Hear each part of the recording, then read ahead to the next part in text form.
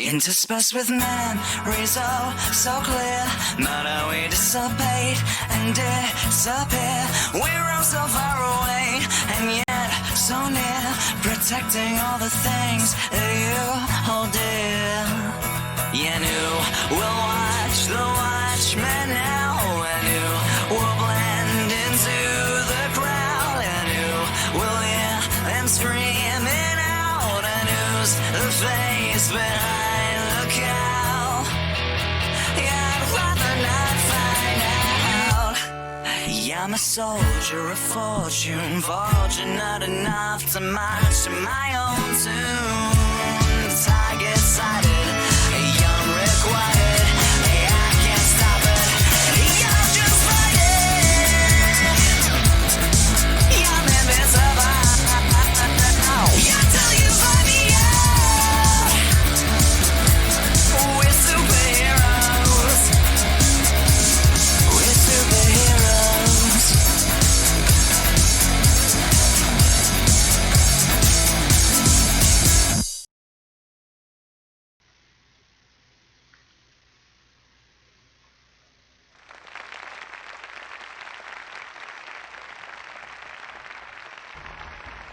Muy bien, creo que ahora sí estamos saliendo al aire.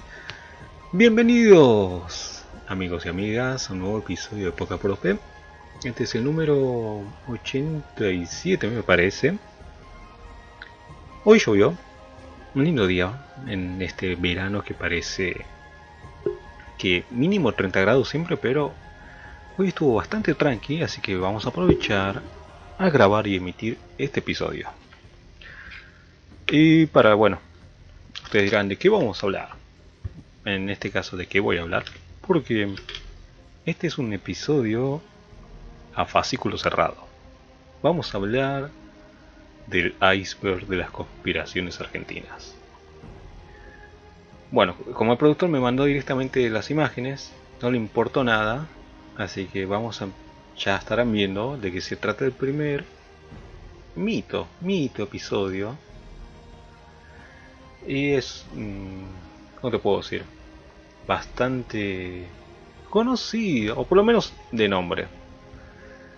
Pero vamos a hablar del famoso Pomberito. Y no estamos hablando de nuestro querido George de Tucumán, sino de un mito de esa zona, tal vez del norte, Salta, Jujuy, obviamente todo el norte de Argentina, aunque por lo que averigüé, también compartido con Paraguay y la zona sur de Brasil.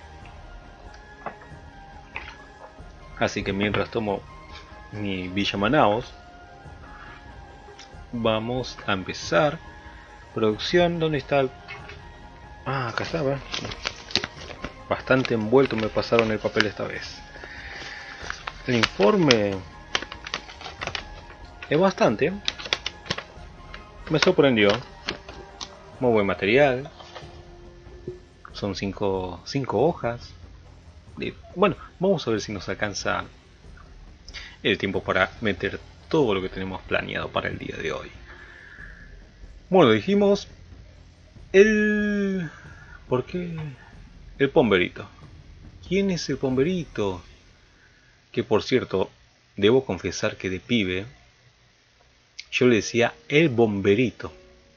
Y estuve, no sé, hasta mis 15 años diciéndole así. Nadie me corregía. Es que suena bastante parecido. Bueno, a ver, es que el pombero se dice pomberito supongo porque es chiquito. Pero hay tres tipos, se puede decir, de duendes. Muy parecidos entre sí, pero supuestamente diferentes. Tenemos a el pombero, el más conocido de todos. Supongo que también es conocido porque su nombre dentro de todo es fácil, en comparación a los siguientes dos, el cual está el Yací, Yateré y el Curupí. Bueno, los tres son seres sobrenaturales distintos que suelen confundirse uno con el otro. Más allá de que la única coincidencia, según los mitos y algún que otro posible testimonio presencial, es su baja estatura. O sea, son todos petacones, unos 50 para abajo seguramente. En Misiones son nombrados por los adultos para que los niños se porten bien, sobre todo a la hora de la siesta. Cuando los papás quieren descansar y los niños obviamente quieren jugar. O sea, como acá en ciudad te dicen, no, portate bien, si no te va a llevar el hombre de la bolsa. No, allá no hay hombre de la bolsa, está el Yací Yateré y los otros dos. Más de un misionero habrá escuchado al niño, mirá que te va a llevar el bombero si no te portas bien. Estos duendes son utilizados como asustadores de niños, similares al coco o el babau italiano. Qué buen nombre. Después, si tengo tiempo, voy a averiguar de qué se trata el babau. Sin embargo, y a diferencia de ellos, el bombero o el Yací Yateré pueden ser criaturas benignas, dependiendo de la ocasión. Ajá, pero vamos a hablar del primero, el que nos interesa. El bombero o bomberito tiene características como el silbido de pájaro o la habilidad de volver tonta o muda a una persona. Bueno, yo conocí varias así que sin necesidad de que se hayan cruzado con el bombero. Me sale el bombero, perdón, pero es la costumbre. Es descrito como un hombre de baja estatura, poco agraciado, peludo, ropas viejas, sombrero de paja. Se parece a un tío mío. Generalmente, en ámbitos rurales se le atribuía ser responsable de los nacimientos de niños extramatrimoniales. Bueno, siendo del campo, de algún modo tenían que disimular, supongo. Pero bueno, es creer o reventar. Dicen que tenía la habilidad de embarazar a las mujeres al rozarlas. O sea, donde pone el ojo pone la bala. A menos que tenga en sus manos ya el... ¿Cómo se dice? El polvito del amor. El bombero probablemente sea el más mencionado de los tres y el único que no proviene de un mito guaraní. El origen de su nombre es portugués, pombeiro, denominación que se les daba a los negros adiestrados como espías por esclavistas portugueses para entregar personas al comercio de esclavos. El nombre tal vez fue traído a la región por esclavistas portugueses, obviamente, llamados bandeirantes, en el tiempo de las misiones jesuíticas, o sea, 1700-1800. El paso del tiempo hizo al bombero una criatura mítica y adoptó algunas características positivas. También se lo considera como guardián del monte, protector de animales del corral y los cultivos. Eso sí, primero se debe entregar ofrendas de whisky o tabaco para despertar su espíritu benigno. O sea, había que sobornarlo. Sí, igual más adelante voy a contarles un par de anécdotas, no mías, porque bueno, yo lamentablemente o tal vez para mejor vivo en la ciudad. Pero es un par de anécdotas que encontré. Pero hablemos del Yací Yateré, que así como lo decís, digo, es el nombre de una marca de yerba mate. Se lo suele caracterizar como un niño blanco, rubio, muy bello, y vestido solamente con un gran sombrero de paja. O sea, es como la antítesis del bombero. Porta un bastón dorado mágico y con su silbido parecido al de un pájaro rapta niños durante las horas de la siesta. O sea, es como un... ¿Cómo te puedo decir? Se me fue el nombre del mago del Señor de los Anillos. Pero bueno, así pero petizo. Los suele llevar a jugar al monte y los termina convirtiendo en sordomudos. Wow, esto es bastante fuerte. A veces se lo invoca para no perderse en el monte, a cambio de una ofrenda, como tabaco. O sea, si te perdés, no te funciona el GPS del celular porque no hay señal, no llevaste la brújula, está nublado, no ves la posición del sol, bueno, decís, Yací Yateré, ayúdame y después te daré tabaco, algo así. El nombre de Yací Yateré puede significar en guaraní fragmento de luna. Según el escritor paraguayo Rosicrán, este ser es uno de los hijos del espíritu del mal Tau y una bella doncella llamada Querana. También forma parte de los terribles 7 hijos de la noche de la mitología guaraní. ¡Oepa! Qué bueno, es un buen nombre, 7 hijos de la noche. Y por último, el curupí, el más lascivo y violento de los tres. O sea, uno antes te embarazaba, otro te dejaba sordomudo. Vamos a ver qué es lo que hace el curupí. Dice que es otro hijo de la noche y hermano del Yací Yateré. Se lo caracteriza, como un enano con los pies invertidos, retacón y feo. O sea, creo que esto lo escuché en algún lado, que no sabe si viene o si va, por las huellas que deja. La particularidad más notoria es su miembro viril. Bueno, acá, imagínense, igual hay imágenes en el video, pero si lo están escuchando por iVoox u otra plataforma de audio, es así. Su miembro viril es tan largo, y no es un chiste, es tan largo que suele tenerlo atado alrededor de la cintura o colgado del cuello. O sea, onda Saiyajin, pero en vez de la cola de mono es la happy del curupí. Las leyendas cuentan que puede llevar a las personas a la locura con solo tocarlas. Pero aunque no dice con qué parte. Además suele secuestrar vírgenes, las lleva al monte, las viola y las mata. Bueno, no dice mucho el texto, pero con lo que describe de que es tan grande que se la envuelve. Por un lado, mira, si las viola con tremendo aparatos, obviamente mueren, o por lo menos uno eso imagina. Las mujeres que sobreviven al curupí terminan embarazadas. Al 7º mes llegan a parir, pero los bebés siempre mueren al poco tiempo.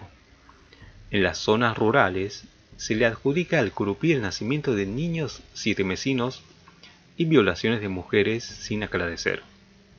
Bueno, como digo, eso desconfía de esas cosas. En los últimos años, el nombre de curupí se lo ha dado a un té a base de un yuyo regional o hierba medicinal con efectos de potenciador sexual. Así que, si es que tienen algún problemita, busquen esta bebida llamada curupí. Pero bueno, a ver, el boca en boca mantiene la leyenda de los duendes, sí. De hecho, hace 3 años me crucé con una chica de Jujuy que estaba acá en Buenos Aires. No recuerdo bien la anécdota, pero sí me dijo que había visto un duende cuando era piba. Y me lo juraba, Pero bueno. El pomberito, el Yací Yateré y curupí siguen por ahí dando vueltas. Sus historias trascendieron a pesar de las continuas olas migratorias, el decrecimiento de los pueblos originarios, la creciente urbanización y la pérdida de la selva nativa. Así que si vas para Misiones, ten cuidado, más que nada, tené tabaco en mano. Hace un Marlboro, un paquetito, si es que te aparece un enano con el miembro enrollado en la cintura, decís, mira, no me hagas nada, toma cigarrillo, por favor. Pero les comentaba que tenía un par de anécdotas para contarles, que encontré así por internet. La primera, me fui a vivir al interior por trabajo. Me tocaba dormir en una casa solo y sin aire acondicionado, con las ventanas abiertas y un ventilador que soplaba hasta el alma así de fuerte. Con eso bastaba para las infernales noches de enero. Bueno, te comprendo. Una noche estaba durmiendo muy profundo. Me despierto al sentir un olor a tabaco. El olor era asfixiante, aun con el ventilador funcionando al máximo era insoportable. Me quedé acostado sin moverme, esperando que pase. Pero enseguida percibí que desde la ventana alguien me estaba mirando. Wow, el silencio, porque me recorrió una sensación por la espalda al leer esto. Dice, es de esas sensaciones que no podés confirmar, pero sabés qué está pasando. Alguien me estaba mirando desde la ventana. Me agarró angustia y miedo. No entendí qué era. Sabía que no era una persona queriendo entrar a robar. No se sentía así. Era alguien o algo que solo me estaba mirando en la oscuridad del patio de la casa, parado al borde de la ventana. Pasaba el tiempo y no se iba. Ni la persona, ni el olor nauseabundo, tampoco la sensación de ser observado. La angustia y el miedo se convirtieron en terror. Así, sin moverme, empecé a rezar. Mi familia es muy religiosa, así que me salió de forma bastante natural el orar en ese momento. Al rato todo pasó. El olor desapareció por completo. La persona que me estaba mirando también. Me animé a levantarme y prendí las luces del patio. No se veía nada. Al día siguiente salí al patio. Al borde de la ventana había marcas de pisadas raras, amorfas, y tirada en el patio una petaca de caña. Llegué a la conclusión de que el bombero me estuvo mirando desde la ventana. Es bravo, ¿no? O sea, está solo, oscuro, y sentís que te ven. Y encima, mmm, o sea, como dice él, que no era una persona que estaba mirando. O sea, cuando uno imagina de un chorro que quiere entrar a robar, sí, se asoma, pero como que mira para adentro, mira para todos lados, mira la cabeza, se asegura que si no hay nadie o si hay luces prendidas, o sea que tiene algún movimiento, pero este estaba parado mirándolo. Y el tipo no puede hacer nada. Además, complicado, te digo, complicado. Pasamos a la segunda y última. No me pasó a mí, pero tenía una compañera en la universidad.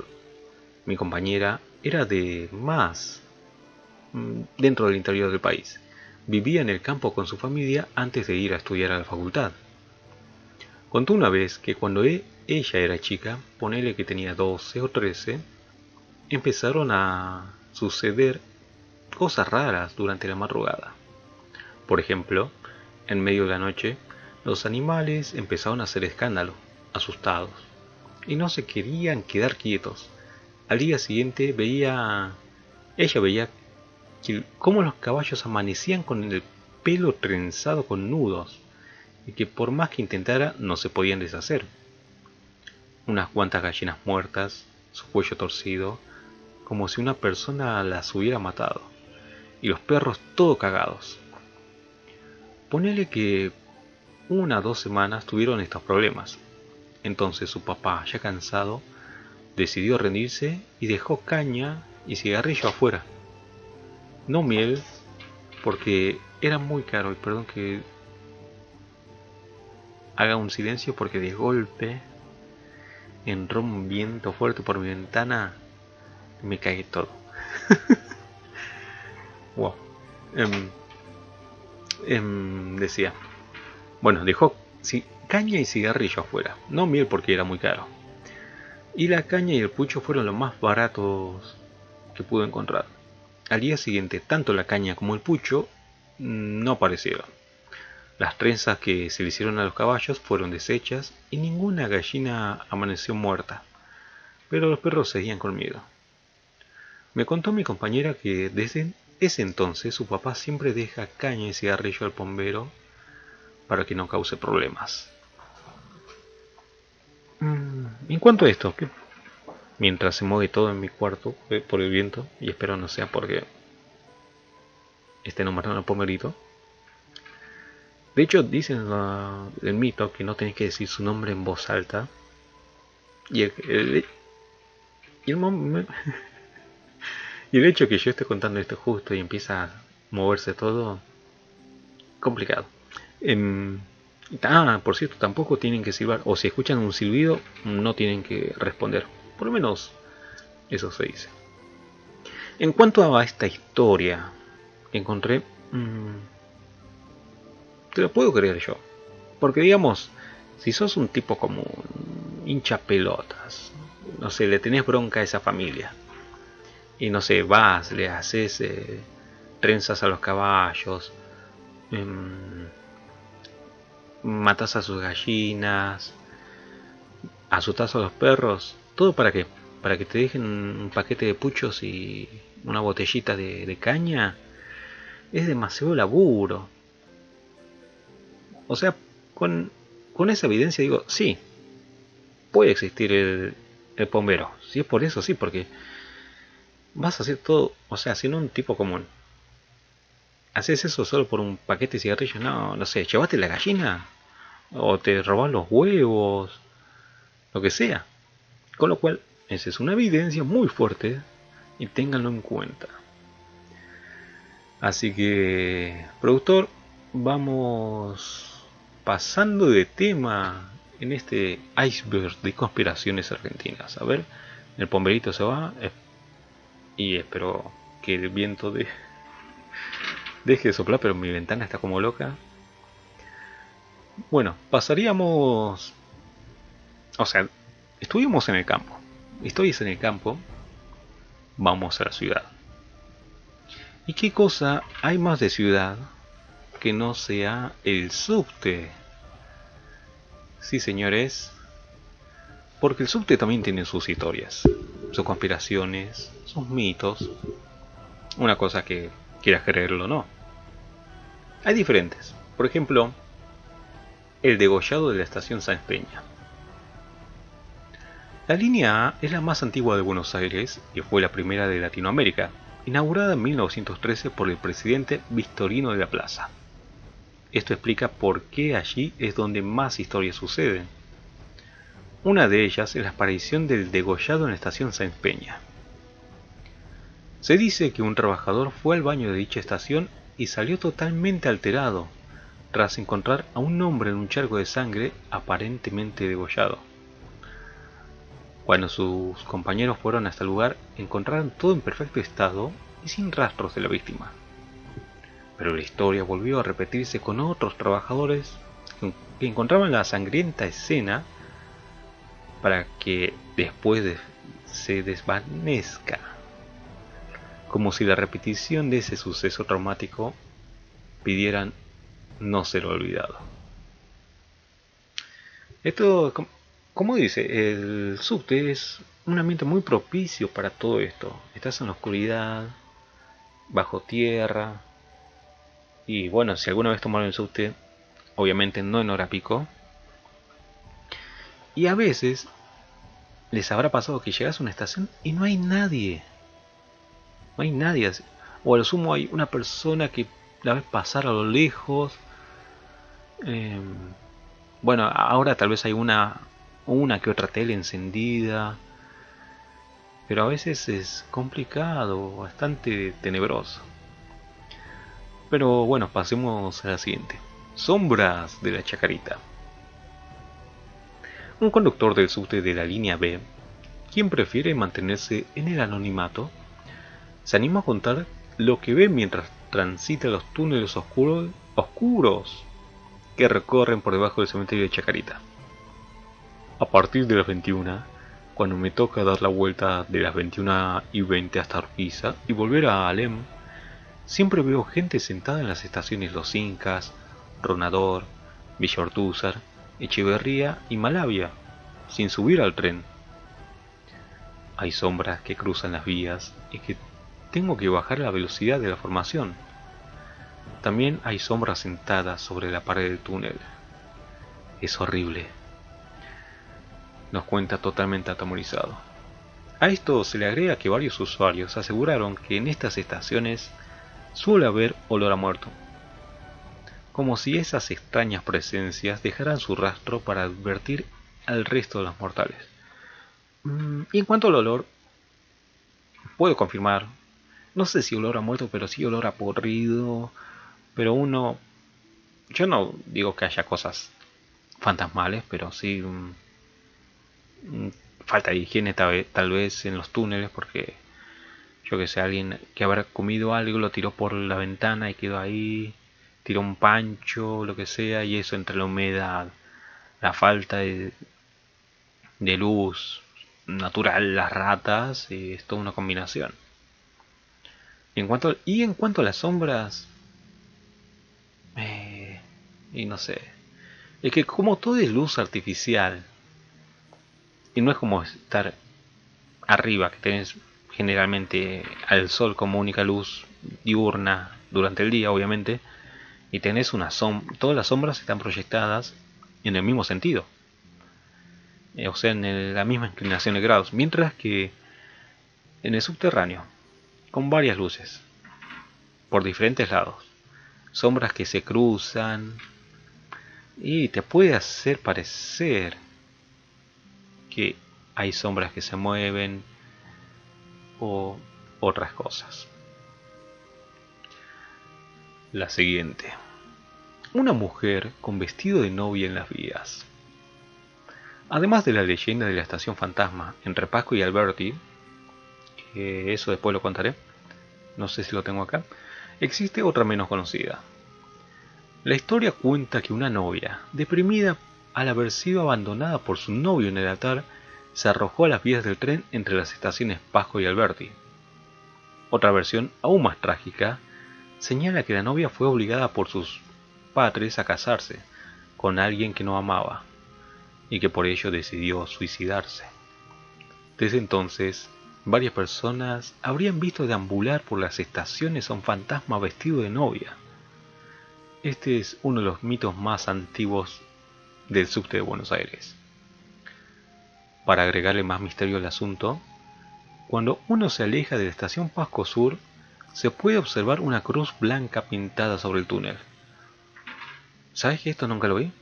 Debería confirmarlo. O si alguno toma ese subte y pasa por recordemos, la estación Pasco Sur, dígame si hay una cruz blanca o no. Pero este fantasma de la novia es muy típico en todos los países. Y bueno, esto viene un poco más turbio. Dice suicidios que se repiten una y otra vez. Los conductores de los subtes suelen ser los mayores testigos de fenómenos inexplicables.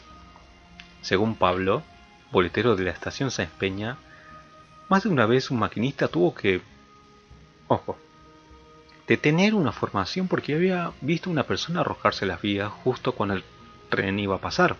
Sí, es algo que suele suceder, que no puede, digamos, si ve algo, no puede seguir de largo, tiene que parar, sí o sí. Por si fuera algo real, tal vez que haya chances de que la persona se salve. Con heridas, obviamente, pero tal vez se puede salvar. Por eso no puede seguir de largo. Entonces, aún incluso había sentido como las ruedas pasaban por arriba del cuerpo. Sin embargo, asegura Pablo, luego de que pararan el tren y examinaran las vías, se dan cuenta que no había nadie bajo las ruedas. Es complicado. Como te digo, uno quiere creer, o uno presupone que el laburo de conductor de subte o de tren es muy fácil. Apretar botones, estar atento, tocar la bocina, salir a tiempo de la estación. Ponele que sí.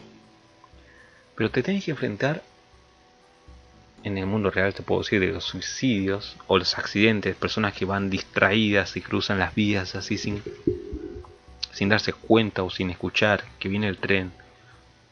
Y vos sos el tipo que está ahí manejando y sabés que no puedes hacer casi nada. Que aunque frenes, tal vez los golpeás, pero ya fue. Eso por un lado. Por eso también varios conductores quedan, creo que se jubilan temprano por el tema psicológico.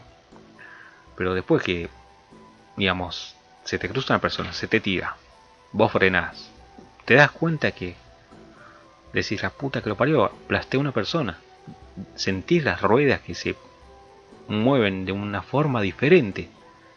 Paran el tren en la formación, bajas y no hay nada. O sea, ni manchas ni nada. Es como diría un tío, es todo un tema. Sombras en el túnel. Pablo también aseguró que quienes más cosas aseguran haber visto son los de limpieza. Hay que pensar que entran cuando cierra el subte y se van a la hora que vuelve a andar. Se pasan toda la madrugada en estos pasillos subterráneos. Pablo cuenta que antes de ser boletero trabajaba en el área de seguridad. Allí recuerda a un compañero absolutamente alterado que aseguraba haber visto una silueta oscura atravesar el andén de la estación Primera Junta.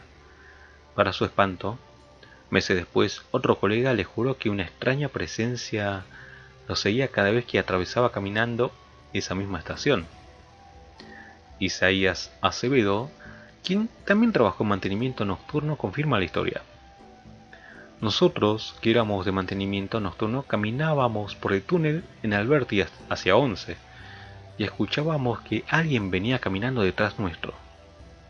Cuando te dabas vuelta, no había nadie. Cierra contundente. Bueno, así que la próxima vez que tomes un subte, estate atento. Si ves algo extraño, tenés el celular, saca foto o video en lo posible y nos lo mandás y lo publicamos. Pero bueno, ya que estamos dando vueltas por Buenos Aires, por el subte, te invito a que te bajes en ¿cuál sería la estación? Alem, ¿no? Creo que es Alem. O directamente te bajas en la estación Plaza de Mayo. ¿Y por qué? Porque vamos a hablar de un mito argentino que no era tan conocido. De hecho, me enteré hoy de esto. El búnker de Perón. Sí, señores, Perón tenía un búnker antinuclear. Un proyecto fallido que se terminó convirtiendo en 6 cocheras porteñas. Fue pensado como el lugar que podía proteger al entonces presidente ante un ataque aéreo y estaba ubicado en la avenida Córdoba y Buchar. Ocupaba un área de 110 metros cuadrados, jamás se usó y en 1956 ya estaba inundado. Hoy es parte del estacionamiento del edificio que ocupa Samsung. Así que vamos a ver desde dónde arranca esto. Recordemos, en 1945, perdón, señores, me cambian las imágenes, productor, por favor. Muy bien. ¿O no? Sí, ahí está. ¿Dónde está? En 1945, las bombas atómicas que los Estados Unidos arrojaron sobre Hiroshima y Nagasaki no solo produjeron la muerte de 200.000 personas y terminaron con la Segunda Guerra Mundial. Entre el asombro y el espanto, ese poder destructivo llevó a muchos gobernantes a pensar en la mejor forma de protegerse en caso de sufrir un ataque similar. Sí, de hecho, yo de pibe, leyendo todo eso, datos sobre la bomba nuclear, su radio de acción, y yo pensaba, bueno, buscaba en un mapa, decía, bueno, este es el centro. Ponele que tiran la bomba alrededor de Plaza de Mayo. El radio de acción llega hasta Quilmes, más o menos. Decía, si llegan a tirar la bomba en Capital, tal vez zafo. Y decía, wow, menos mal vivo en Quilmes. Así de boludo era. Pero bueno. Dice, asomaba la Guerra Fría entre Occidente y la Unión Soviética. Y la Argentina no fue la excepción. El entonces presidente Juan Domingo Perón, como muchos mandatarios hicieron antes y después, encargó su propio búnker. Resultó modesto e ineficaz para la función con la que fue concebido. Perón jamás lo usó, ni hay elementos que puedan afirmar que alguna vez pasó por ahí, pero alimentó la fantasía de muchos. El lugar elegido fue la manzana comprendida en la avenida Córdoba, Buchar, Viamonte y Alem. Allí, el empresario naviero Nicolás Dodero, dueño de la flota fluvial argentina que Perón, nacionalizó, tenía unos viejos galpones que databan de 1872 y pertenecían a la empresa Muelle de las Catalinas. El encargado del proyecto fue uno de los máximos colaboradores del entonces presidente, Carlos Vicente Alvear, quien posteriormente fue gobernador de la provincia de Buenos Aires. Yo no tenía ni idea de esto. Primera vez que escucho el nombre. Además de secretario administrativo de la presidencia, era director de la Agrupación de Trabajadores Latinoamericanos Sindicalizados, ATLAS. Esa organización, junto con la aeronáutica, compró el predio. La idea fue dividirlo en dos.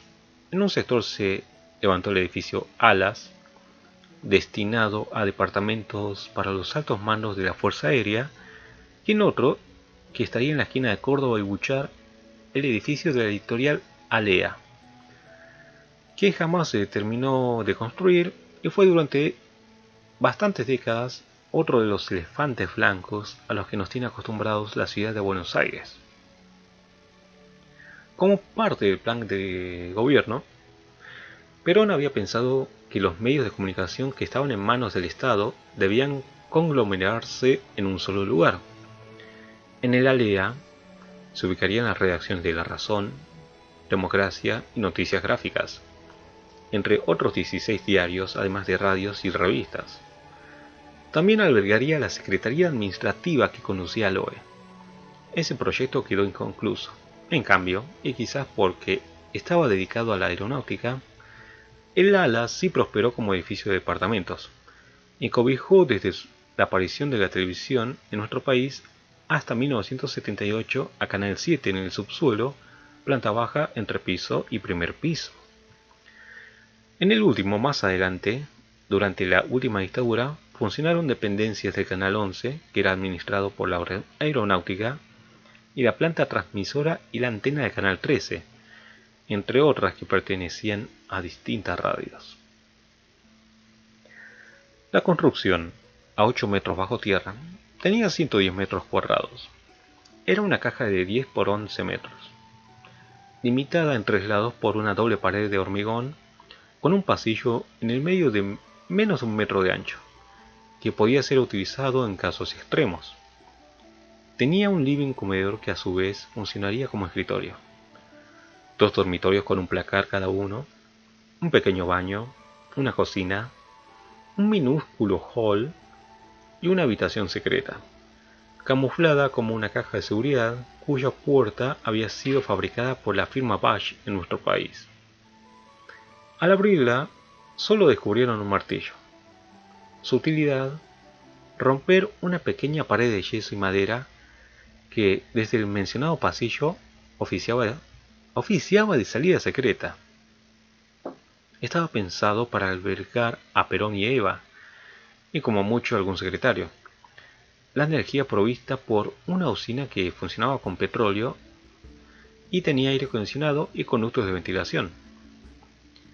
El edificio Alas aún tiene una de las puertas de entrada al mismo, y el sector del pasillo que pertenece a esa construcción, ya que el resto, que medía 32 metros de largo en total, fue demolido. También poseía una escalera que daba a la calle Bouchard. El hecho que Perón no lo hubiera utilizado durante los bombardeos de Plaza de Mayo o cuando fue derrocado da cuenta de la inutilidad de la construcción. El único que le dio cierto uso fue Aloe, quien ubicó allí varios documentos.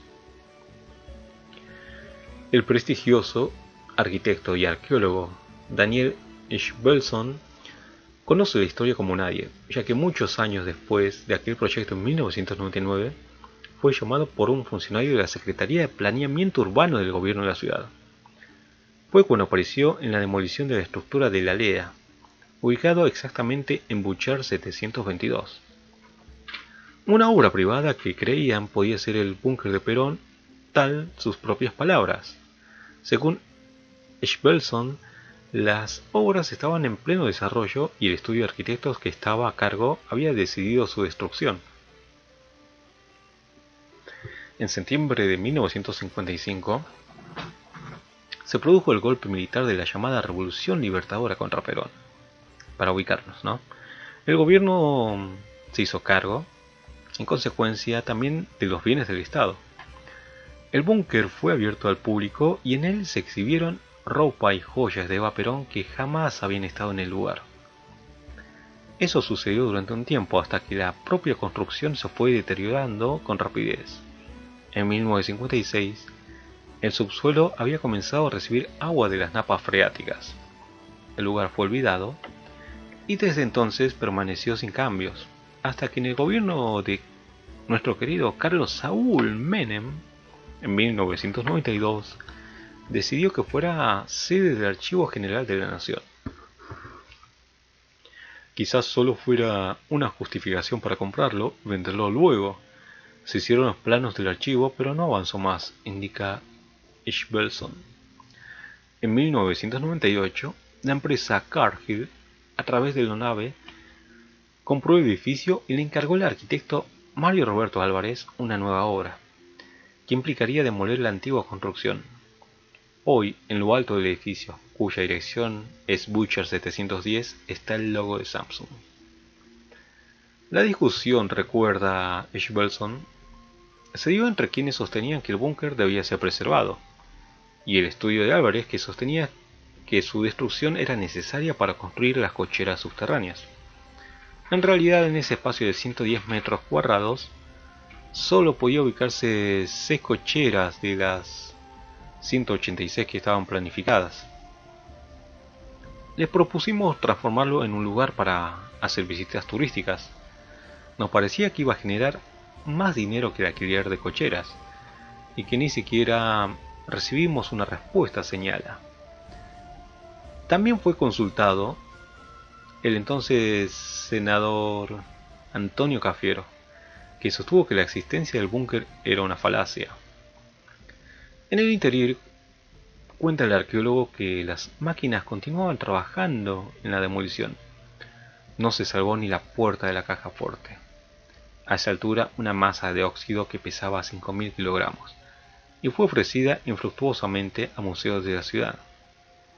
Se destruyó hasta la mínima evidencia, señala Belson.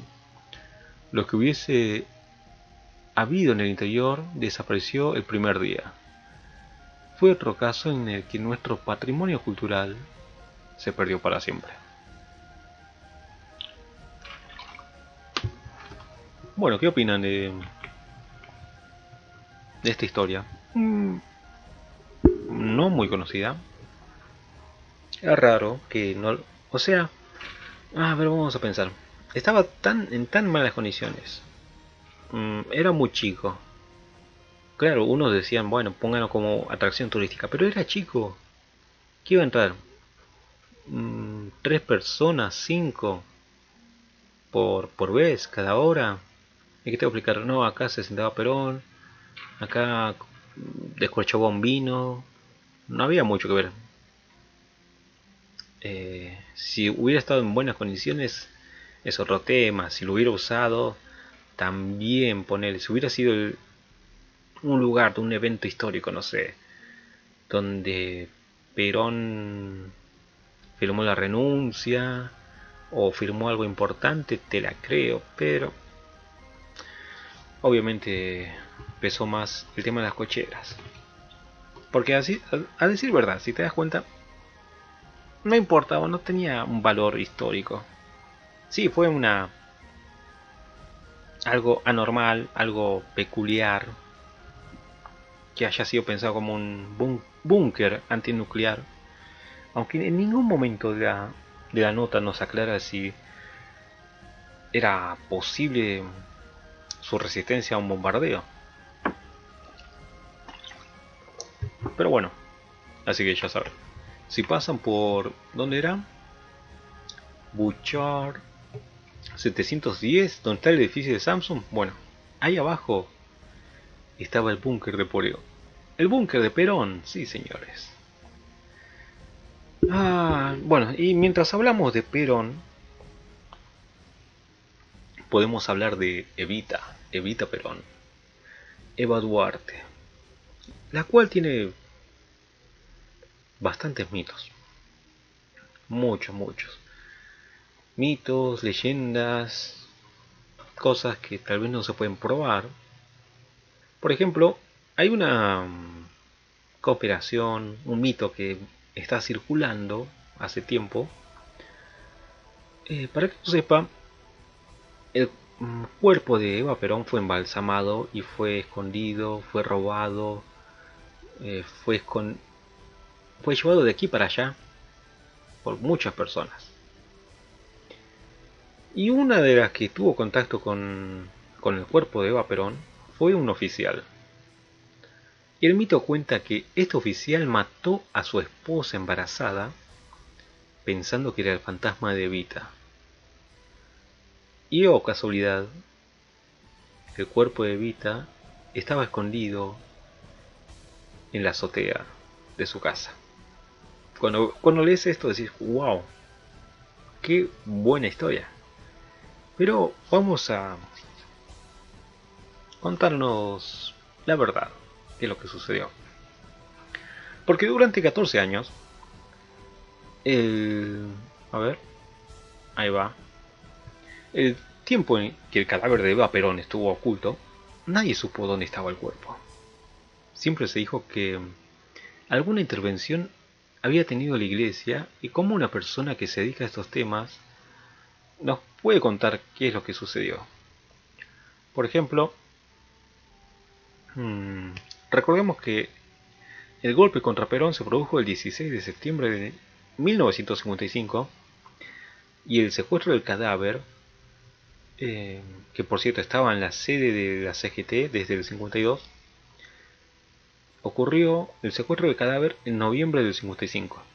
El teniente coronel Muri Kunin estaba a cargo del Servicio de Inteligencia del Ejército, la CIE en ese entonces. Saca el cuerpo de la CGT, donde el féretro se encontraba desde su funeral a la espera de un mausoleo que nunca se construyó. Por una razón de seguridad y para quitarle una bandera al peronismo, lo sacan de ahí. Pero no sabían qué hacer con el cuerpo. Porque sí, lo pueden robar, pero supongo que pensaban, si se enteran que nosotros, no sé, los tiramos o lo quemamos y se enteran de nuestros nombres, después nos hacen cagar a fuego. Así que lo robaron y lo escondieron. Así que, ¿por dónde? Así que, perdón, dije así que 5 veces. Entonces empezó un derrotero muy extraño. Estuvo en las oficinas de la CIE, en Viamonte Callao, detrás de la pantalla de un cine, en la casa de unos oficiales del ejército, y pasaron cosas insólitas, como el episodio en la casa del mayor Arandia, en la que una noche sintió ruidos. Pensó que venían a robarse el cadáver y empezó los tiros, así loco, se despertó, ¿qué pasa acá? Agarró el arma, vio una sombra y empezó a tirar, pum pum pum pum, y no. ¿Quién era? Era su esposa, que además estaba embarazada. Con lo cual no es que vio el fantasma de Vita, pero bravo, ¿no? Digamos, en la sombra matas a tu esposa que está esperando tu hijo. Uf, terrible. Pero Eva Perón da, como dije, a muchas historias. Como por ejemplo se dice que el fantasma de Evita ronda por la Biblioteca Nacional. En lo profundo del edificio de la Biblioteca Nacional, una presencia cobra la forma de una mujer aparentemente rubia, con el cabello suelto y ataviada de blanco. Agita con frecuencia la respiración de los empleados que cumplen funciones entre los anaqueles repletos de libros, algunos de los cuales, dentro de las características de esta singular anomalía, suelen caer desde estantes elevados, como si una fuerza invisible los empujara. Para muchos, esa visión repentina que se desvanece en segundos o que se deja ver en el corto recorrido de un pasillo a otro de los depósitos no es otra cosa que el fantasma de Eva Perón. atribuyen esa aseveración a que va más allá, a una leyenda urbana, a las manifestaciones concretas que plantean una singular similitud entre el espectro y la versión corpórea de Eva Perón. Existen además otras versiones, otras razones para asociar el fenómeno que se expresa también con otras variantes que dispara la adrenalina de los empleados y bibliotecarios. En el lugar físico que ocupa la Biblioteca Nacional se levantaba el Palacio Unzué, la residencia que compartieron Juan y Eva Perón, hasta que ella falleció en el 26 de julio de 1952. En parte del perrio del lugar que conforman las avenidas Libertador, Las Heras y las calles Agüero y Austria, se erigía la señorial construcción donde Evita primero sobrellevó con entereza su enfermedad y más tarde cedió su resistencia ante el avance mortal de una dolencia implacable. Los estudiosos que analizan científicamente estos fenómenos paranormales sostienen que los espacios donde se vivenciaron momentos potentes de felicidad, miedo, angustia y dolor concentran paquetes de memoria que se abren ante personas con capacidad natural para captar estos fenómenos. Y eso es lo que ocurre en las entrañas de la biblioteca. Si bien la leyenda del fantasma de Evita está instalada, no todos los empleados han tenido contacto directo con la anomalía, pero quienes sí lo experimentaron aseguran que enfrentaron una situación inexplicable desde la lógica y no dudan en vincular la presencia que percibieron con Eva Duarte. Lo que ven, afirman testigos del fenómeno, es una mujer rubia con el pelo suelto, vestida de blanco. Muchos de ellos la vinculan con una de las pocas imágenes fotográficas en la que Evita aparece sin su clásico rodete. La presencia se persigue por unos segundos y constituye una manifestación que se repite con bastante frecuencia en las dependencias subterráneas de la biblioteca.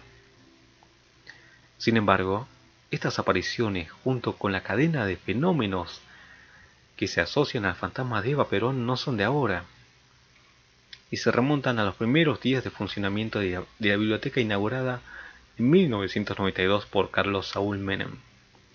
Es más, ya durante la construcción del edificio modelo, obra que tardó por la clásica burocracia argentina 20 años en ser terminada, los obreros que llevaban a cabo los trabajos afirmaron haber atravesado situaciones extrañas.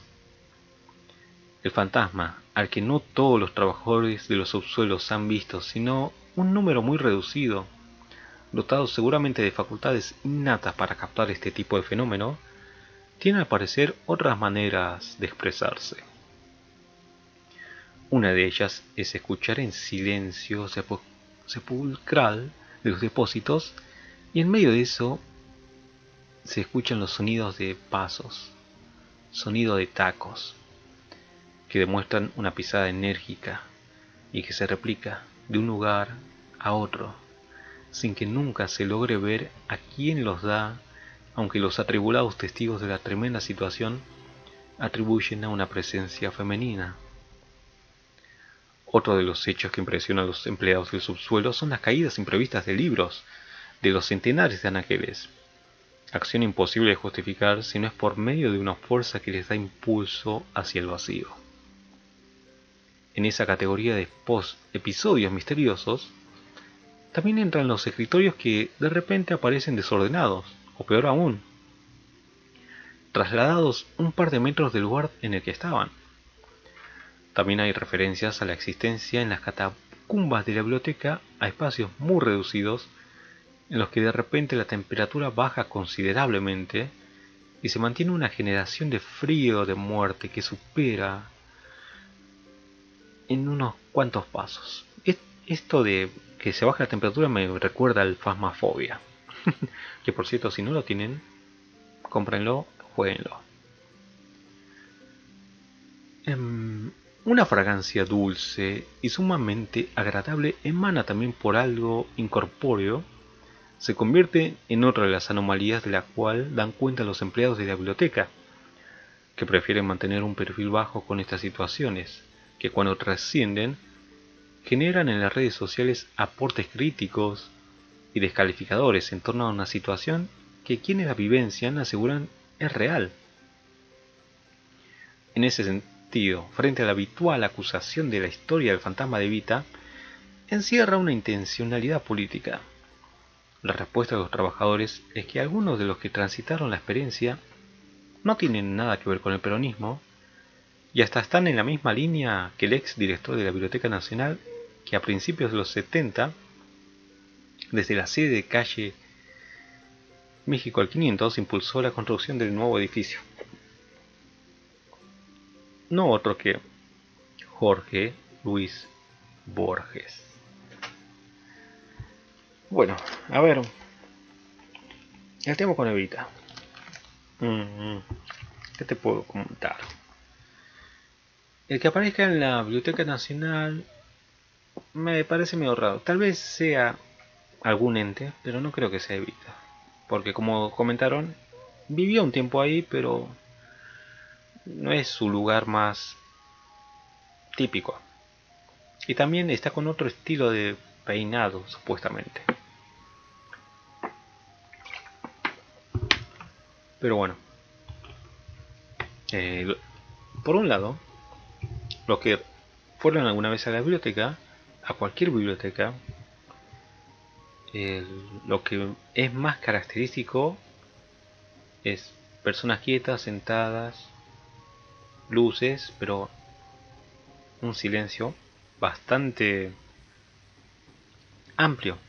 De hecho te dicen baja la voz, por favor, estoy en silencio.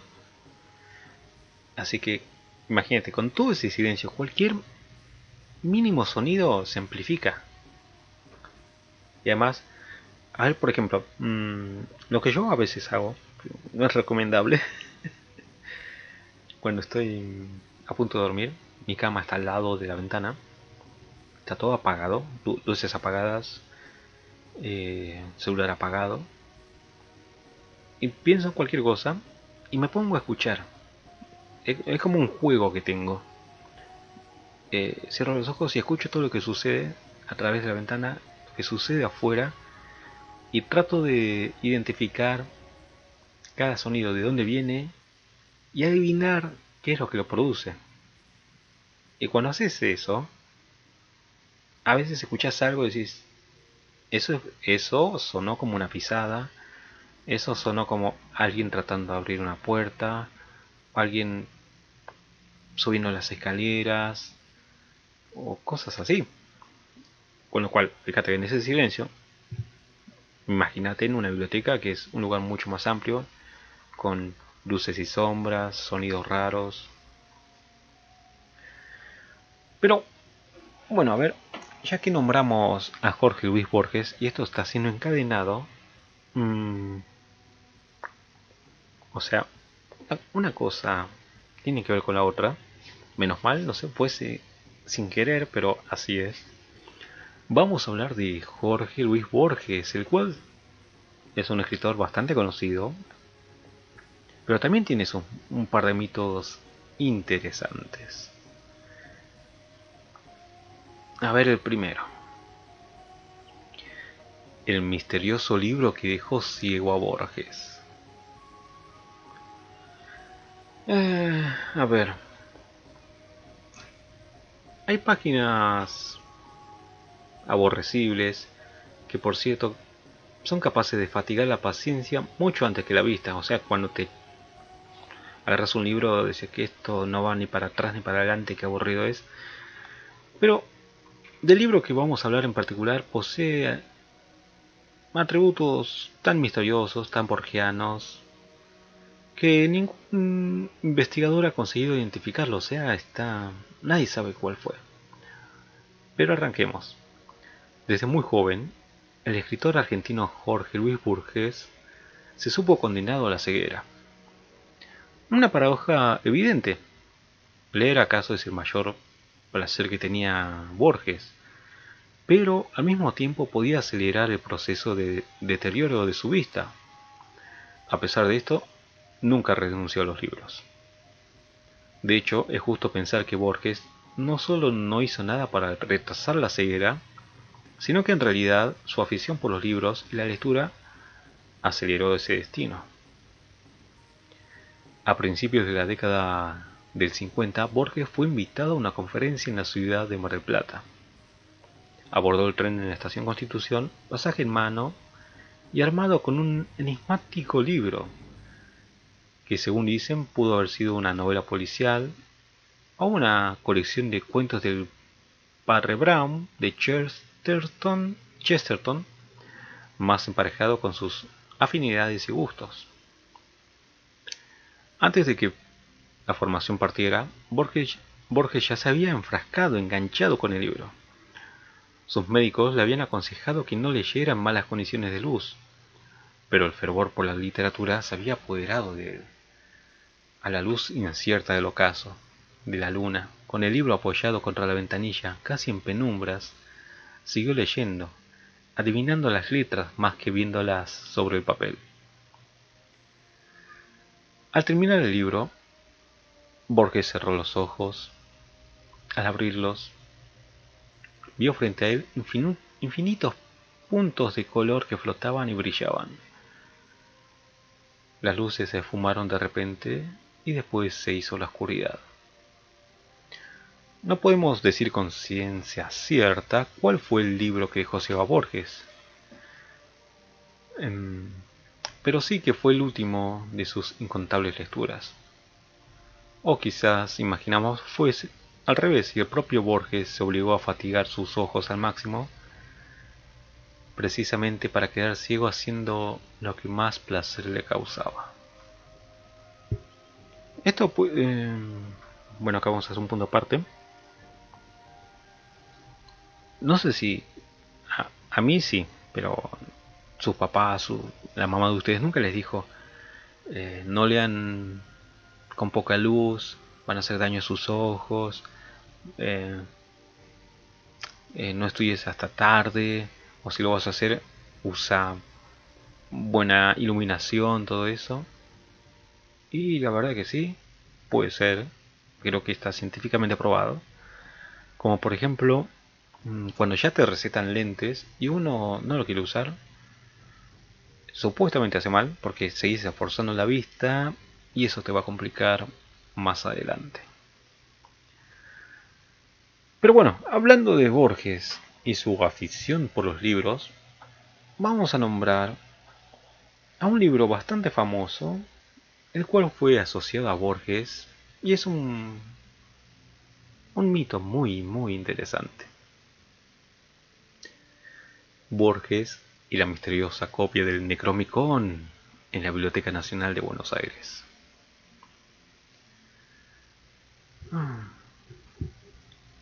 La pregunta es, ¿fue verdad?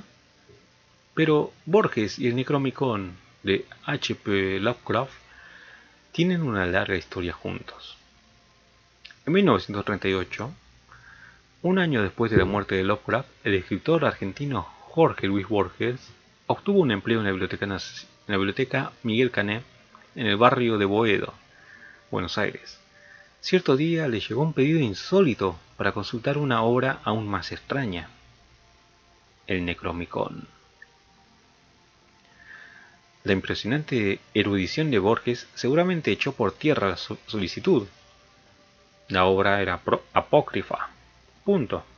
Sin embargo, el consultante insistió en que tal libro sí existía, y que de hecho se hablaba de una copia escondida en algún rincón secreto de la Biblioteca de Buenos Aires. Podemos deducir fácilmente que a partir de aquel desacuerdo bibliográfico, Borges se entregó a la tarea de rastrear el paradero del libro y que la primera pista lo llevó a conocer la obra de Lovecraft. Repasemos brevemente la historia del libro. El Necronomicon es el principal libro apócrifo de Lovecraft y es eslabón que une todo el edificio de los mitos de Cthulhu. Según su divulgador, el verdadero nombre del libro es Al-Asif, que fue escrito en el 730 después de Cristo por un árabe loco, Abdul al-Hazred. Theodorus Philetheas lo tradujo al griego en el 950 después de Cristo. Olaus Wormius lo volcó al latín en 1228. Pero un año después el Papa Gregorio IX ordenó su destrucción. No obstante, apareció una traducción en alemán y otra en Italia en el siglo XIV. Por fin, en el siglo XVII se reeditó el original en España. Esta versión de la historia del Necronomicon es la que aparece en la mayoría de los relatos de Lovecraft. Ahora bien, Lovecraft sostiene que solo han sobrevivido 5 copias del Necronomicon. Se encuentran en la biblioteca de Wagner, Harvard, en la Biblioteca Nacional de París, en el Museo Británico y en la ficticia Universidad de Miskatonic. El quinto ejemplar, según el horror de Wundt, estaría en la Universidad de Buenos Aires, en la UBA. Esto se pone muy interesante. En 1955, Jorge Luis Borges asumió el cargo de director de la Biblioteca Nacional de Buenos Aires, la cual está estrechamente vinculada a la UBA. Constantemente recibía solicitudes para acceder a una copia del Necronomicon, algo que, lejos de irritarlo, lo llevó a confundir aún más las cosas para los cándidos lectores de Lovecraft. Borges no era un admirador de ciencia ficción, género al que consideraba de segundo o tercer orden, pero sí un autor obsesionado con el tiempo y la eternidad. En 1945 puso de manifiesto su propia visión sobre el tema en el Aleph, donde se narra la historia de una orden que está en posesión de un terrible secreto. ¡Qué extraño secreto! ¡Qué orden misteriosa! Se esconden en el Aleph. Propiamente, el Aleph es un símbolo. Borges odiaba que los clichés de la ciencia ficción, el cual lo define como un punto que contiene todos los puntos del universo, y en otras palabras, un portal interdimensional desde el cual puede observar todo lo que hay en el cosmos y desde todas las perspectivas y ángulos posibles. Todo eso era el Aleph.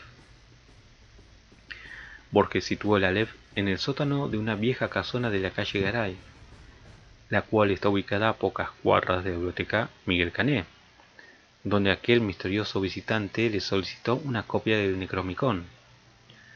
Al final del relato, el propio Borges, no el autor, sino su homónimo en la historia, aclara con que ese Aleph no es el verdadero, dando a entender que existe otro. En este punto, podríamos entregarnos a la suposición malintencionada de que, por ejemplo, el Aleph en términos de un punto en el espacio desde el cual se puede observar la eternidad, está presente tanto en la obra del maestro de Providence como en la de varios miembros del círculo de Lovecraft. En Los terros de los Tíndalos, de Frank Belknap Long, se describe una singularidad casi idéntica a la del Aleph. En La lámpara de Alsraed, de August Derleth, dicho de paso, cuyo oficio como escritor para revistas pulp es similar al de Daneri, el escritor mediocre de Aleph. También hay un punto de acceso a todos los tiempos y espacios. Aquí el lector conspicuo puede decir que La lámpara de Alsraed fue escrito 8 años después de la publicación de Aleph, pero lo cierto es que el cuento no es original de August Derleth, sino que está basado en notas del propio Lovecraft, escritas en 1937. La aspereza cronológica no hubiese conformado un verdadero desafío para un bibliotecario como Borges. Después de este peligroso desvío, volvamos a Borges y el Necronomicon. En 1956, Borges incluyó una entrada en el catálogo de la Biblioteca de Buenos Aires, aclarando que la institución poseía un ejemplar de Necronomicon. así de directo, sin ambigüedades, sin vagas referencias aptas para el anticuario promedio, el Necronomicon, dice llanamente, está en la Biblioteca Nacional. Pasen y vean. Para muchos, esto conforma una simple broma de un bibliotecario para despistar a los curiosos. Es posible, pero no suena para nada una broma borgiana. El objetivo es demasiado laxo, demasiado rasante. Hay por lo menos unos 40 libros apócrifos más importantes, algunos forjados por el propio Borges, que podrían haber sido añadidos al catálogo si la intención era hacer una broma.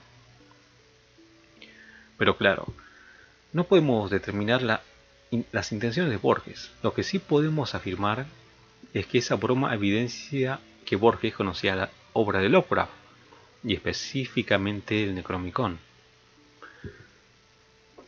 Borges abandonó el cuerpo de director de la Biblioteca Nacional en 1973. 2 años después, en 1975, publicó el libro de Arena, una colección de relatos fantásticos, donde aparece un cuento que homenajea a Lovecraft, titulado There Are More Things, hay más cosas. Allí nuevamente reaparece el tópico de casa embrujada y conocimientos tan abyectos que son capaces de volver loco al hombre más racional. El Necronomicon y el Aleph son dispositivos análogos, símbolos si se quiere, cuyas formas físicas en un espacio determinado a los ojos de hombres distintos son menos importantes que sus virtudes, acceder a la realidad y al tiempo como absolutos. Desde ya sabemos que no podemos probar que la copia del Necronomicon que Borges agregó al catálogo de la Biblioteca Nacional de Buenos Aires haya existido realmente. Por tal caso, tampoco podemos probar que el Necronomicon exista, tampoco el Aleph, pero sí que ambos autores se asomaron al abismo de eternidad, cada uno con sus propias herramientas, sus propias obsesiones, y observaron que ésta les devolvía la mirada. Hechos, al menos por unas semanas, el catálogo de la Biblioteca Nacional de Buenos Aires, cuyo director era Jorge Luis Borges, aseguró que contaba con una edición del Necronomicon. No es mucho, casi nada, pero suficiente para justificar la imaginación de quienes todavía se permiten la posibilidad de encontrar el Aleph en algún sótano, en cualquier biblioteca. Muy interesante, muy bueno.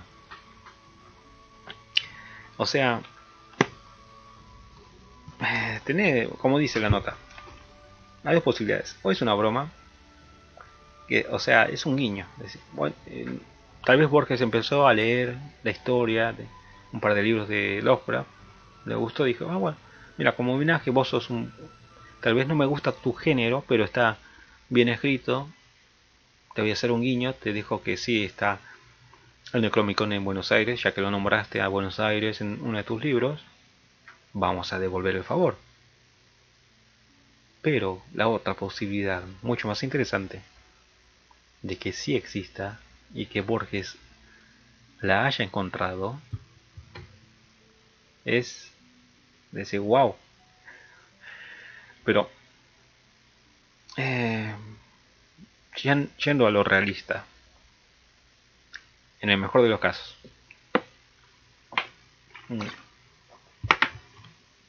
uno siendo Borges, te encontrás el Necronomicon,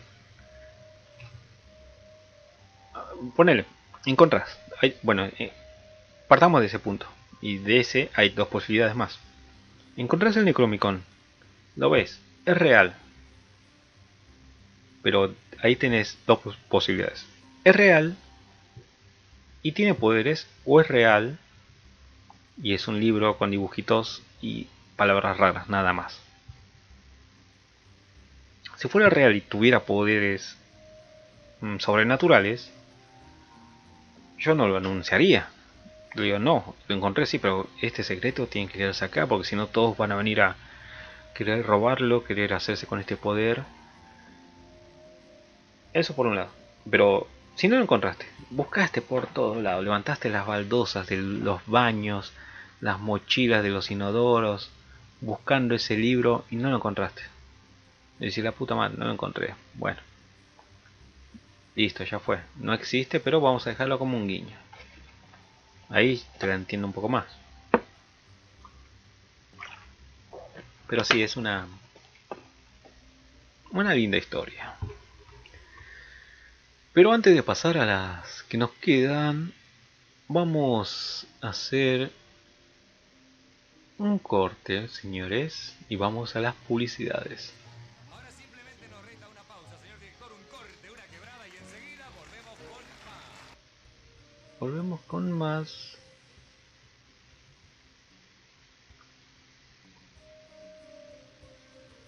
Un momento, ahí vienen las publicidades.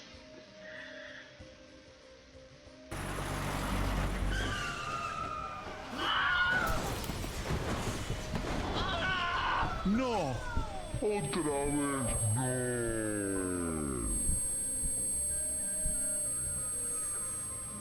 Señora Tita Nubis. Perdón, Tito Nevia. Último que Amor, me hicieron tetas. Se equivocaron. Pero me quedan lindas al menos. ¿Y vos? ¿Qué opinás, David H? A la grande le puse Coca Sarli. Ok. ¡Ey! Tranquilo, viejita, tranquilo. Tengo una idea. ¿Y si haces la segunda temporada de La Fractura Podcast? Y bueno, dale, sale segunda temporada. La Fractura Podcast. Así es, campeón. Porque nadie lo pidió, porque nadie lo esperaba. Llega la segunda temporada de La Fractura. Súper especiales de todo tipo. Actualidad, tecnología, videojuegos, series, anime, cómics, música, terror, cine, mucho cine y más, mucho más. Buscanos en YouTube, Spotify, Anchor y varias plataformas más que no recuerdo. También estamos en Facebook, esa red social para viejitos. La Fractura Podcast, segunda temporada. ¿Te lo vas a perder? Mission Start, reviews y gameplays vas a encontrar. Ultra top, recoanálisis y mucho más. Cuando estés aburrido, buscando contenido de verdad, suscríbete a Mission Start. Oh yeah, así es, viejita. Búscanos en YouTube como Mission Start y disfruta de todos los programas que Jopo y Abel hacen para vos. Listen, start.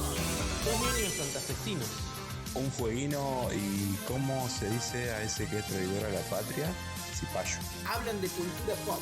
Escucha Kawabonga, el podcast. El programa de las necrolóficas, necrofílicas, no sé cómo se dice. Búscanos como Kawabonga Podcast en YouTube, iBooks, iTunes, ¿qué más? Xvideos y la sección que hace tu viejo. Llegó Kawabonga. Laufa, bro. Señores oyentes, con el permiso del conductor de este podcast, tengo el agrado de ofrecerles para el bolsillo de la dama y la cartera del caballero. Desde la fábrica abandonada de 2P, fundida en 2018, me han encomendado ofrecerles este artículo que en otro podcast, que no quiero decir nombre y tampoco viene al caso, están pagando ustedes precios irrisóricos aquí como propaganda de la fábrica 2P. No venimos a pedir un Patreon, tan solo les regalamos un programa por semana. Señorita, si en su corazón tiene un like y una compartida, se lo vamos a agradecer. Joven, ya voy, un momento por favor. Lloren, chicos, lloren. Podcast por 2P, más que un podcast, una charla entre amigos. Cine, anécdotas, humor, cómics, anime y más. Encontranos en iVoox, Twitter, Facebook, YouTube y en vivo por Twitch. El podcast con más integrantes que oyentes. Escuchanos. Buenos días, buenas tardes y buenas noches. Este día les vengo a ofrecer, en calidad de como préstamo o calidad de regalo, este delicioso alimento de exportación, esto que le llamamos las tustucas. Estas tustucas le sirve para varias cosas. A usted, señor gordito que me está mirando, usted quiere bajar de peso, usted no puede dejar de comer, pues acá yo les dejo estas tustucas, esta bolsita de tustuca de 45 kilos. Va a ver si no va a poder terminar de comer. A usted, señora que me está escuchando, que me está mirando, le tengo este simple tustuca cada vez que usted quiera que su marido le dé pelota, que su novio le dé bola. Le pega 2 mordidas, le agarra la tustuca fría y se le pega en medio de la oreja. Así que ya saben, para todos ustedes, espérenme que ya le vendo, ya le llevo las tustucas. Bueno, perfecto, estamos de vuelta para la última. Me quedaban 2, pero se va a hacer demasiado extenso el capítulo. Así me queda también para, no sé, estos episodios, no sé cuántos van a tener, pero van a ser varios. Mientras me aclaro la garganta.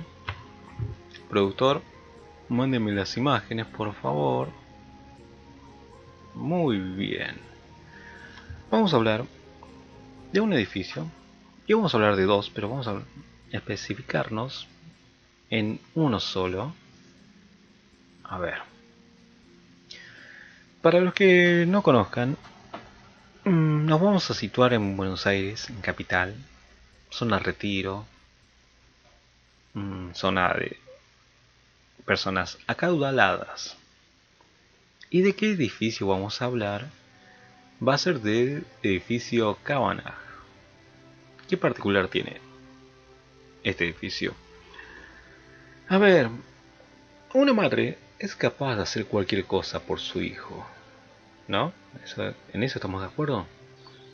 Incluso de levantar una torre de 31 pisos tan espléndida como para ser declarada Monumento Histórico Nacional en 1999 y Patrimonio Mundial de la Arquitectura de la Modernidad por la UNESCO. Pero, ¿qué sucede con todo esto? ¿Por qué sucede? Amor y venganza son los condimentos de la apasionante leyenda, varias veces desmitificada, ¿sí?, que rodea la arquitectura racionalista y a la fachada con forma de proa del Cavanagh. Cuenta la historia que en 1936, Corina Cavanagh, una mujer acaudalada, aunque no patricia, o sea, lo que se dice nuevos ricos, estalló de furia al enterarse de una relación que entre una de sus hijas y un joven de la familia Anchorena había sido rechazada por la madre, o sea, por la jefa de los Anchorena. ¿Qué es lo que sucedió? A ver, hablemos un poquito de los Anchorena. Mercedes Castellano de Anchorena era una figura importante para la Iglesia Católica Argentina. Siempre había realizado grandes donaciones y apoyado a la institución. Había aportado grandes sumas de dinero para la construcción de edificios religiosos, como la Basílica del Santísimo Sacramento, y por ello había sido recompensada con títulos pontificios. Desde la habitación de Mercedes Castellanos de Anchorena, en línea recta hacia el sur, era posible ver la Basílica del Santísimo Sacramento, sí, o sea, la que ella misma pagó. Se puede decir que cada noche, antes de dormir, Mercedes rezaba mirando hacia la iglesia, a través de la ventana de su habitación. Y tuvo hijos, sí, varios. Pero entre ellos estaba Aaron, el cual era el miembro más aventurero de los Anchorena.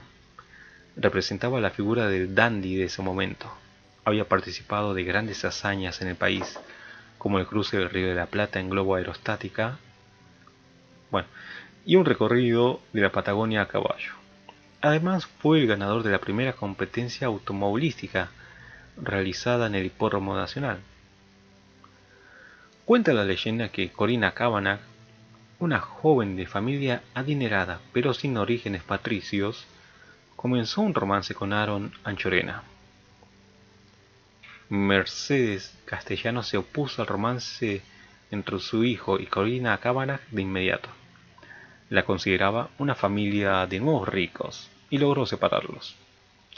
En venganza, Corina mandó a construir ese rascacielos bien moderno. ¿Tan solo para qué? Para joderle la vista, para taparle lo visual. Así que en 1934 y 36, entre esos años, se levantó la imponente estructura de hormigón del Cabanag. En 14 meses, el ingeniero Rodolfo Cervini y los arquitectos Sánchez Lagos y de la Torre erigieron esta bestial estructura de 120 metros, con entrada por Florida 1065 y con vista a la Plaza San Martín. Corina no solo cumplió con el objetivo, sino que, desde entonces, la única ubicación para poder admirar la fachada de la iglesia es el pasaje que lleva su nombre y apellido y que es parte del edificio. O sea, es una guacha. Pero, a ver, en la actualidad, como dije, es imposible ver la iglesia del Santísimo Sacramento desde los balcones del Palacio San Martín.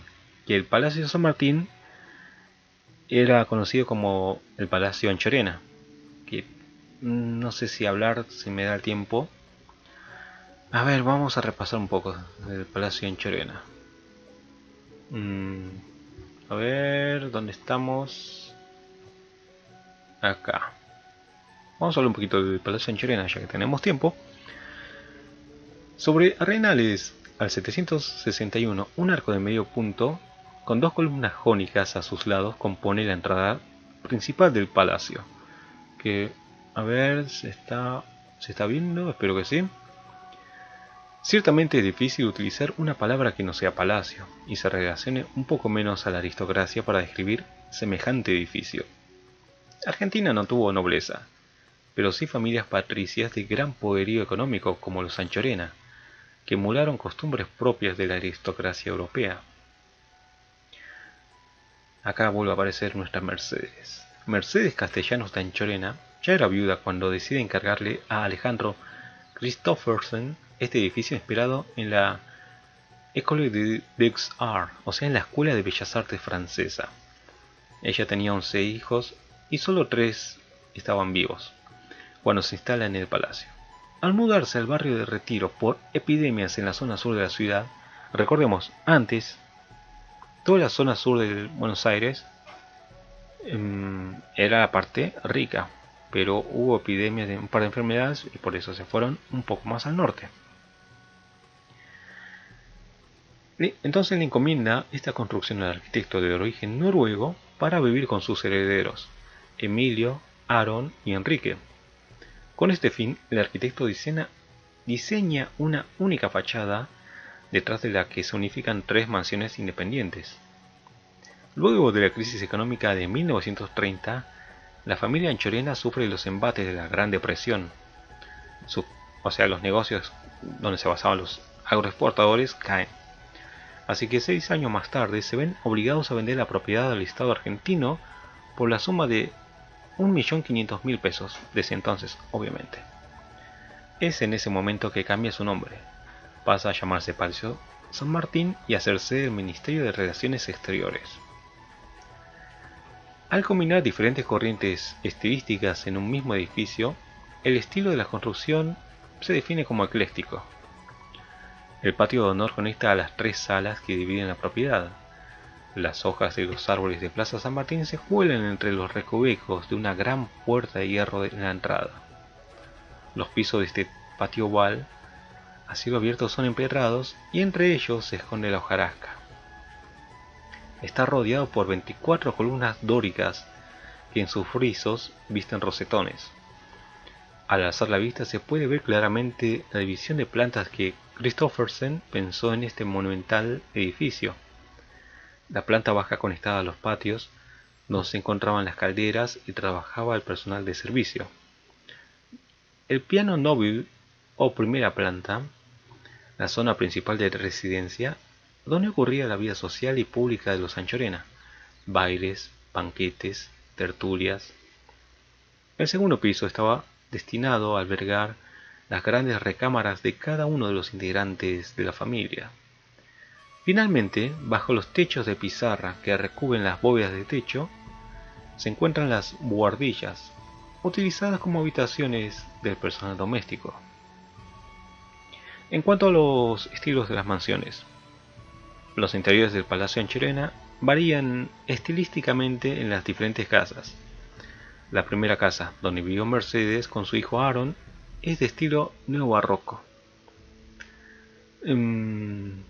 Cuando los visitantes la visitan, obviamente, comentan que les recuerda al Palacio Versalles, y no están del todo equivocados, porque de este modo la alta burguesía argentina imitaba a la nobleza europea. La opulencia del neobarroco se destaca en el Salón Dorado, la joya de la primera mansión que remite al absolutismo francés. Dos grandes arañas con dinteles de cristal iluminan la sala. Las paredes recargadas de ornamentos color oro generan un viaje hacia atrás en el tiempo, cuando la familia Anchorena celebraba bailes y banquetes con la alta sociedad de Buenos Aires. Los motivos son alegóricos clásicos, preponderan aquellos relacionados a las artes y ciencias. Los Anchorena se muestran como una élite cultivada con el horizonte puesto en Francia. El protagonismo de la sala se lo lleva un fresco que ocupa gran parte del techo.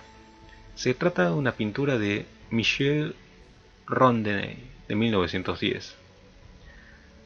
Es una pintura ilusionista que toma toda la tradición de la pintura de las iglesias barrocas con la intencionalidad de generar la sensación de que el techo se desmaterializa. Aquí se combinan los motivos religiosos de glorias celestiales con la alegoría histórica que tiene que ver con la conquista de América. En el fresco se retrata a los conquistadores llevándose las riquezas y a los pueblos originarios rindiéndole pleitesía. La representación es vista desde un punto de vista eurocéntrico, y hay un detalle.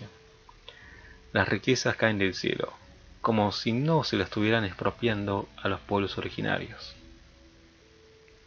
La casa número 3 fue la última en construirse. Allí residió Enrique Anchorena con su familia. Se puede notar una clara diferencia con las casas 1 y 2, que son realmente similares a nivel decorativo y arquitectónico. La casa 3 plantea un estilo más clásico italianizante, por ser la última que se construye en 1916. Tiene una planta cuadrangular y el segundo piso una galería de columnas. Durante 10 años esta propiedad fue la residencia del canciller, aunque en la actualidad esta figura no tiene residencia otorgada por el Estado. Se puede decir que recuerda más a los palacios italianos del Renacimiento, aún con vocabulario francés y decoraciones propias del Art Nouveau. Pero, cerrando esta historia, se puede desmitificar la leyenda a partir de la fecha de construcción. Lo cierto es que Mercedes Castellanos fallece en 1920 y Cabanac se termina de construir en 1936. Para la época en que se termina Cabanac, la venganza termina siendo tal vez más simbólica. Pero suena interesante, pero te la creo esta venganza. Como siempre, dos familias enfrentadas. No sé si puede ser por un amor no correspondido, por el rechazo, pero también por la competencia entre ellas. O sea, una tiene su palacio, al frente tiene su propio iglesia, basílica, y la otra compra un terreno chico dentro de todo. Pero ¿qué hace? Levanta un edificio de 31 pisos, así de jodida nada más, que por cierto es hermoso lugar, pero lo ves, te das cuenta, lo hizo con una gran intención, no sé si para tapar la línea visual, pero al mismo tiempo para hacer más grande, para decir, yo hice algo mejor que ustedes. A ustedes, ¿qué piensan de todo esto? Pero bueno, esta fue la última historia de la noche del iceberg de las conspiraciones y mitos argentinos. Espero que les haya gustado. Y prometo que volveremos con esto, no sé, una tercera edición, tal vez dentro de un mes. Así que, como siempre, espero que les haya gustado. Y si les gustó, vayan y comenten. Si quieren, comentan acá en el video. Y si comentan en otros podcasts, como dije, digan lo que quieran, pero digan. Y también me gusta escuchar podcast por 2B. En cualquier comentario que escriban eso. Me gusta podcast por 2B. Así, hacemos publicidad encubierta. Así que nada más por el momento. Los dejo porque tengo la garganta en la miseria. Así que tengan una buena semana. Que la fuerza los acompañe. Y todo lo que vos quieras.